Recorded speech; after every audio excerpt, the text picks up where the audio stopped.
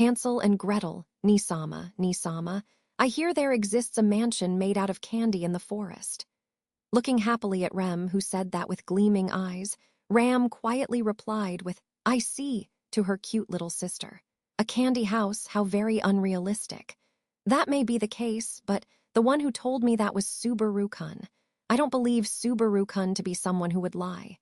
I see, Barusu said that. What a nuisance.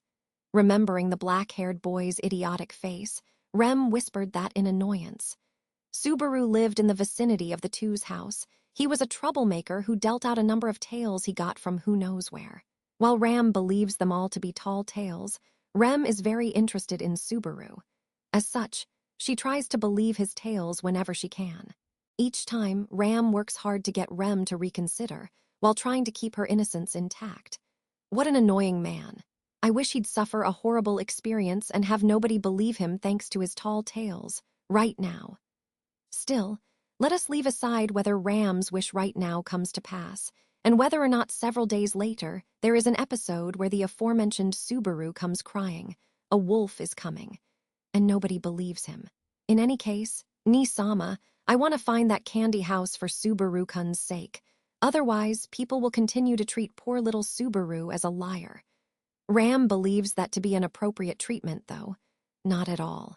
Subaru-kun is amazing. He's definitely going to become a fine person who will achieve great things in the future. He has a criminal disposition. He's dangerous. Ram's internal stock of Subaru continues to lower the more Rem passionately defends him. However, undeterred by Ram's curt attitude, Rem adorably squeezes a fist, and in any case, Rem has decided. Tomorrow she will find that candy house for Subaru-kun.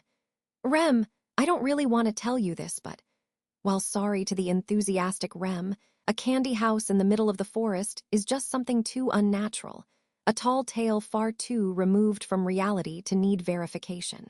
And while she wants to gently dampen her spirits as much as she can without hurting her adorable little sister. Listen, okay? What Barusu said is, will you come as well, Nisama? Rem feels a bit uneasy going alone, so I'd be glad if Nisama could come as well. Whatever will I do with you? Being told that by Rem with an uneasy look, Ram instantly retracted her opinion from just before. As soon as she did, Rem looked overjoyed, which to Ram was satisfactory. Of course, while they're not going to be finding a candy house, if she thinks about it as going out with Rem on a picnic with a little lunchbox, it doesn't sound too bad. Of course, I will give Barusu his just desserts at a later date. Let's do our best, Nisama. We'll bring back that candy house for the sake of Subaru-kun. A magnificent goal. A declaration of excitement from the little sister at the prospect of her older sister accompanying her. Hearing that, Ram smiled and was caught in the careful selection of the contents of tomorrow's lunchbox. The next day, the two, having now prepared their lunchboxes, split off from their worried eldest sister and set out on their journey. Come back before it gets dark. Ram, make sure to look after Rem. Rem, please listen to what Ram tells you. So said the always anxious, worrywart eldest sister. The youngest sister had much more guts in comparison, as she saw them off with bring back a souvenir. Anyhow, they saw their sisters off in such a way, and Ram entered the forest. For Ram, if they can end this at some fitting spot and sate Rem's adventurous spirit, then that be best.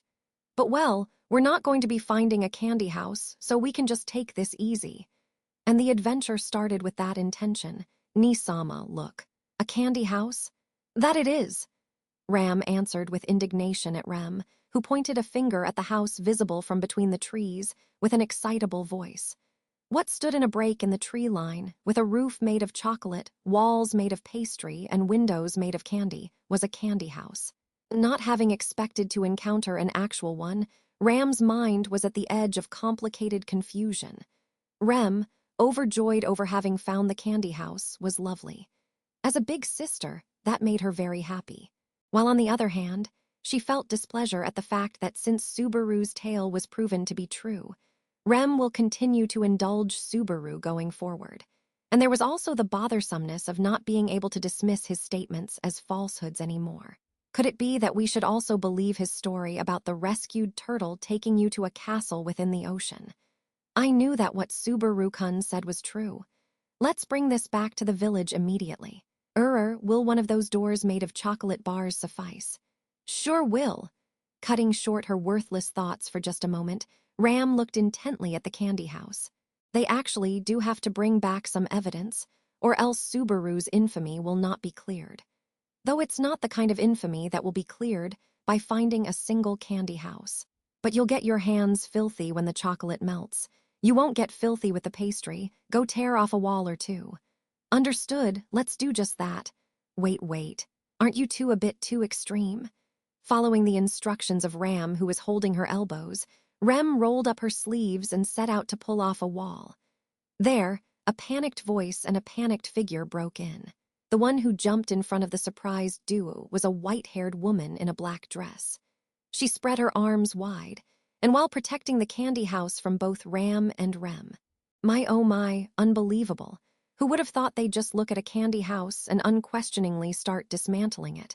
Are kids these days all like that? I would not like to be lumped into kids these days. The wonderful Ram and adorable Rem are incomparable to anybody else. You see that black-haired kid who came by recently nibbled on it soon as he laid eyes on it too. Expected no less of Subaru-kun.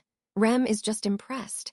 When they looked at the spot the woman pointed out, there indeed was a dent in the wall where it had been nibbled on. There was no other possible suspect, so just like Rem had been so moved by, it must have been Subaru. Ram, however, thought of those marks as nothing more than vulgar. So then, I take it you're the owner of this candy house.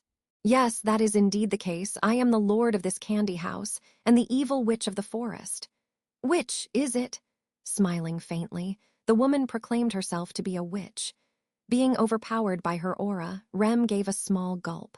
Standing as if to protect that Ram narrowed her light pink eyes. I don't like you. What's this? Do you hate witches? No, I don't care about whatever it is you are, I just don't like your face. My face? For some reason, when she looks at the face of the witch in front of her, a feeling wells up within her like she's seeing her love rival of many, many years. She thought it was quite unreasonable, but that's just how it was, because Ni-sama is wonderful. Indeed, for Ram is Rem's great older sister. My face has presently just been spoken ill of. I wonder if I am allowed to be angry now. Her extended arm being held onto by Ram was in a good mood. The witch in front of those two sisters made a sulking face. Indeed, she felt for the witch as they had been talking while ignoring her, so Ram reflected. You said you were a witch, right? What should we do? I take it then that we can take the house so long as we defeat you then. No, you can't. Why are we now discussing such a violent thing like defeating me? I see. Rem, seems we can't. Is that so? I jumped to conclusions. Hearing Ram's conversation with the witch, Rem retracted the horn which had sprouted from her forehead. The witch's cheeks stiffening for a moment while she was looking at the retracting horn was quite striking. But if that's the case, how could we obtain the candy house? Isn't it quite strange that you're thinking about obtaining my house in the first place? I live here, I'll have you know, me and my daughter. You have a daughter. Hearing the wide-eyed Rem's words, the witch replies, That's right, with a strangely puffed-out chest. She's a bit of a withdrawn girl, you see, which is why I made her this candy house. Children like candy, right? With this, I'm sure she will get friends just gathering around it like ants. I see. So the true form of this candy house was a manifestation of your twisted parental love for your daughter. Hey you, that's quite the frightening ignorance. You should know I am usually a more frightful being. Whence Ram had let her pass as just a yapping, annoying witch, her attention was piqued by the unexpectedly quiet Rem. Rem, Ni-sama, look at that. After being called out, Rem points towards the candy house. When she did, inside of the house, on the other side of the candy windows, she could see a small girl looking this way. The girl, noticing their gazes, hurriedly closes the oblate curtains and hides. Why are the curtains oblates? I couldn't come up with any curtain-like candy. It's edible, so I thought it'd be fine. More importantly, is that girl Miss Witch's daughter? Could I know her name? Beatrice. When the witch answered with her daughter's name, Rem whispered it to herself and turned towards the house. Then, Miss Beatrice, would you not talk with me? My name is Rem. I would like us to be friends. Ram, together with the witch, gazed at Rem's back as she called out to her. You won't join your little sister. Rem is doing her best. Ram would not do such a tactless thing, like a certain witch. I can feel the spite. Putting the witch's whispers aside, Ram truly wanted to see Rem's efforts through. Previously, Rem used to be a more shy person who closed herself off in her own little garden, scared of the outside world. That very same Rem is now trying to talk to a girl who locked herself up like that made Ram very proud. The fact that Barusu was the one who made it happen is Ram's utmost gripe. Niece Sama, she's not coming out at all. What should I do? She came out when you ripped a wall, didn't she? No, she didn't. Giving the waving Rem a very uncompromising means, the witch immediately rejected it. Ram shook her head, as if to say geez at the witch's complaint, and Rem's gaze full of expectation. And though she didn't want to be relied on at all, our worrywart eldest sister and our well-put-together youngest sister will bring them and Barusu along too for good measure and pry her out of there. We really do need Subaru-kun after all. That man's worthless at all but this. Smiling wryly at the gleamy-eyed Ram met eyes with the girl inside the candy house, who peeped at the outside. They've not even exchanged words, and yet she's decided to drag her outside and make her Rem's friend. Well then, we'll be leaving for now. Keep your necks clean while you wait for us. That phrasing is scary. Will you be fine without a guide? It's easy to get lost in these woods. Foolish question. Shrugging her shoulders at the witch's questioning, Ram turned back towards the thick tree foliage of the forest, catching Rem next to her in her periphery. For Ram is Rem's great elder sister. There is no way she would ever do something as infantile as getting lost in the woods. Yes, niece Sama is wonderful. Laughing at the cheerful Rem's words, she takes a bit of the candy window her little sister tore off. While nibbling on that, the two stepped into the forest. Next time, when they bring a bigger crowd and pull out the girl who shut herself in the candy house, whatever will they make her do? Just when did they tear off a window? Such was the shriek-like voice they heard from the witch.